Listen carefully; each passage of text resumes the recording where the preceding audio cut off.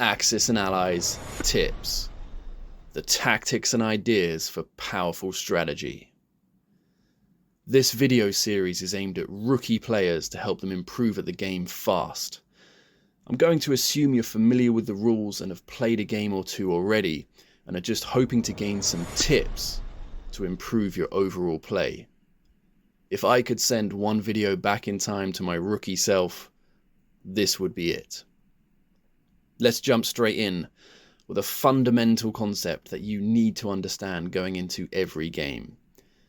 As the name of the game suggests, we've got two sides, the Axis and the Allies. A key difference to understand between the two sides is the Axis start the game with more guns. The Allies start the game with more money, which is used to buy guns. Therefore, it is up to the Axis powers to use their superior amount of guns to grab as much territory as quickly as possible in order to increase their income to rival that of the Allies before it's too late and the Allies use their money to outproduce them with guns to outgun them. With more guns on the map at the start of the game, the Axis powers have more options as to where to point those guns and therefore have the initiative and will decide the direction of the war and where the main theatres of war will be, at least at first. Initially, the Axis powers are more actionary, whereas the Allies are more reactionary. But if the Axis powers play too slowly, defensively, or indecisively, then very soon the Allies will gain initiative and may start turning the tide.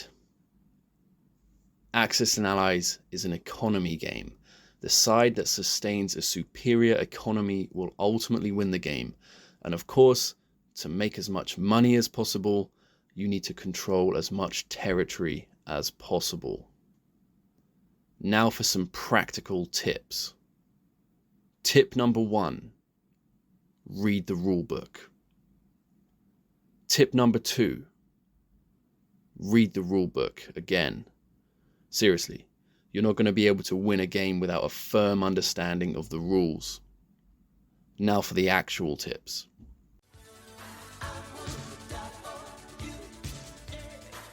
Wherever you can help it, don't lose expensive units in exchange for cheap enemy ones.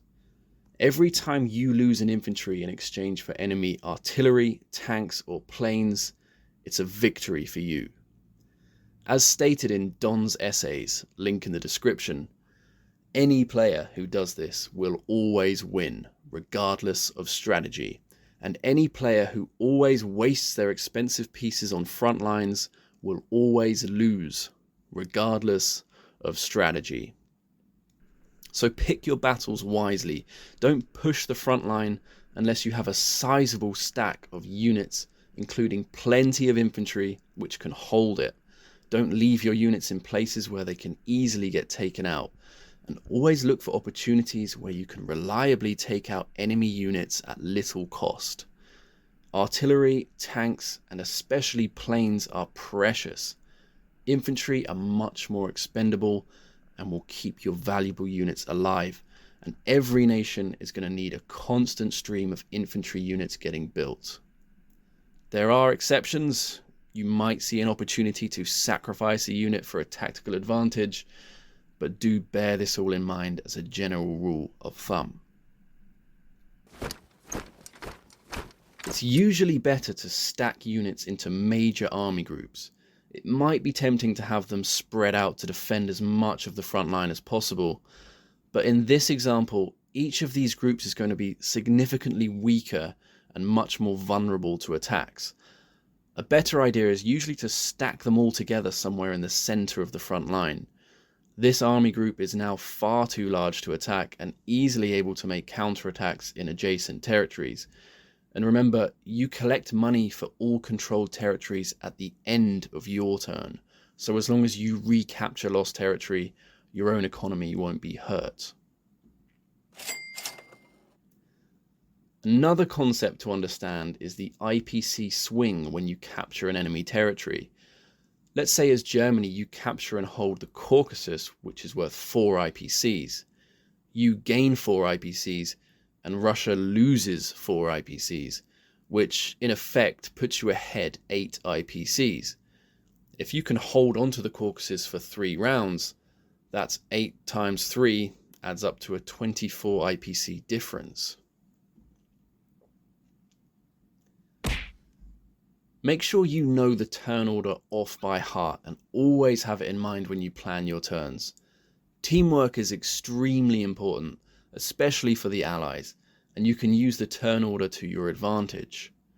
For example, in the 1942 second edition, the UK can attack France, perhaps with the help of a huge naval bombardment, to loosen Germany's hold of the territory.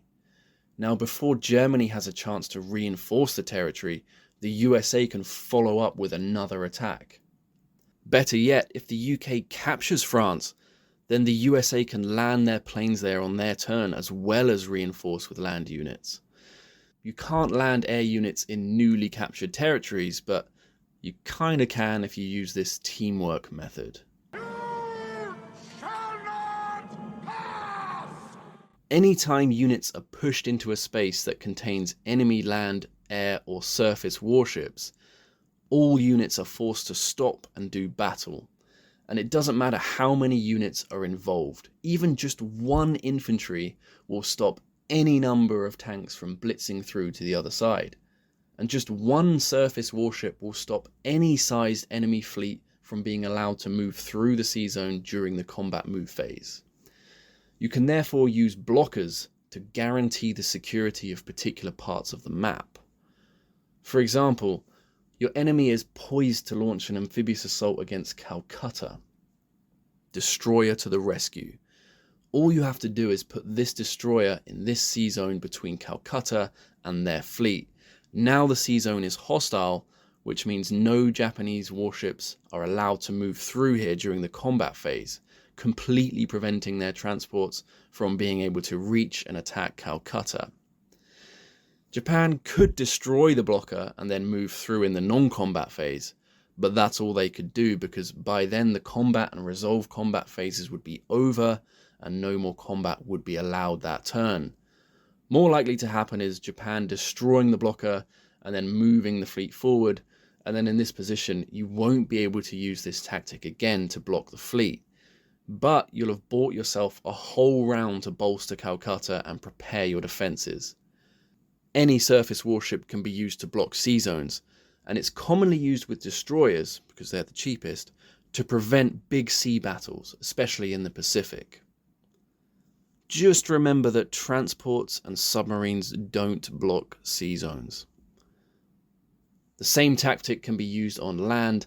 Believe it or not, Moscow is safe here. One thing to remember though is that blockers don't prevent the movement of enemy planes, so you can't use blockers to defend unescorted transports, for example.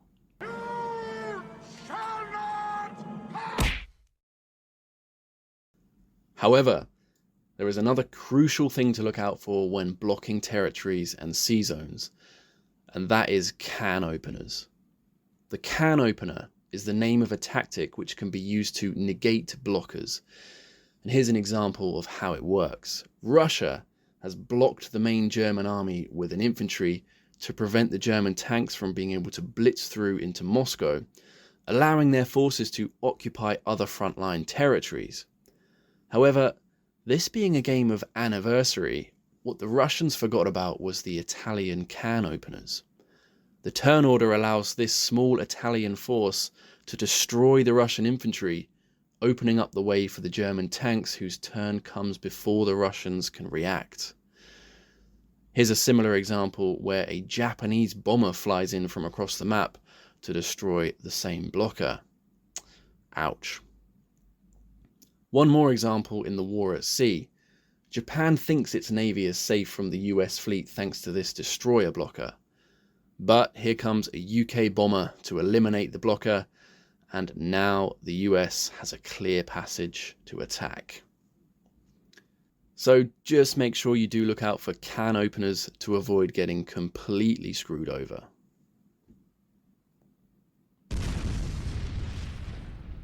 When you attack a territory, it's usually with the intention of capturing it, but oftentimes capturing a territory can leave your troops exposed to deadly counterattacks.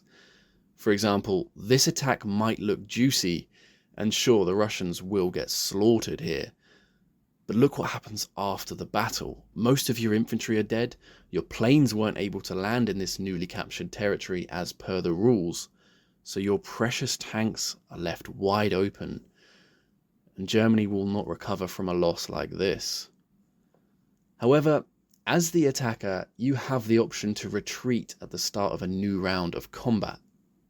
So what you can do is attack with the intention of inflicting as many casualties to the enemy as possible before retreating. Repeating the same example as before, except this time instead of pressing the attack for the win, the German player retreats after 1 or 2 rounds. This way Germany is able to decimate the defenders, hopefully punching through their infantry and taking out some of their precious artillery and tanks, in exchange for losing just a handful of infantry. But be careful not to overdo it. If you bring in too many units and get too many unfortunately timed lucky rolls, you might end up wiping the enemy out, which, as per the rules, forces you to capture the territory. The attack and retreat has backfired on me a few times, so it's definitely one to be used with caution. As we've just explored, the rulebook states that an attacker can retreat at the start of a new round of combat. When the attacker retreats, all attacking units must return to an adjacent friendly space from which at least one of the attacking units originated. In other words, everything retreats together. You can exploit this rule to enable units like infantry and artillery to move further on the board than otherwise normally allowed within a single turn. For example, in Europe 1940, a common tactic for Germany is to invade Yugoslavia with units from Greater Southern Germany and units from Romania. After 1 round, the Germans all retreat together into Romania, allowing the units from Greater Southern Germany to travel 2 spaces in 1 turn. Nice. Again, be careful not to wipe out all of the enemy units, otherwise you will capture the territory and all your units will be forced to stay there. So bring just enough troops so as not to score too many hits, and hope for once that you don't get too many lucky rolls. We must stay focused, brothers. We must stay focused. It's one of those tips that's kind of obvious and unhelpful, but stay focused on the small details as much as possible. There's so much to think about during a game, and it can be difficult to maintain focus 4 hours and 7 beers in.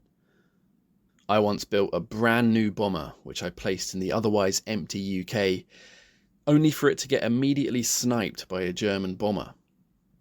Always check the range of distant enemy bombers that might be able to attack you in places you weren't expecting. Keep a lookout for enemy can openers that might screw you over. And don't lose your capital. I mean, obviously don't lose your capital, but what I mean here is always keep an eye on your capital and make sure you don't blunder it to the enemy. In one of my first games, I managed to lose Tokyo to a lone transport. I just was too focused on other parts of the map and wasn't concentrating. On the topic of capitals, eventually you will find yourself attacking an enemy capital. A huge battle will ensue. By now, you will have gotten used to the idea of taking infantry units as the first casualties, followed by artillery, and then tanks, and then planes. However, if you want to capture the territory, you need to make sure you keep at least 1 land unit alive, probably a tank, because planes cannot capture territories.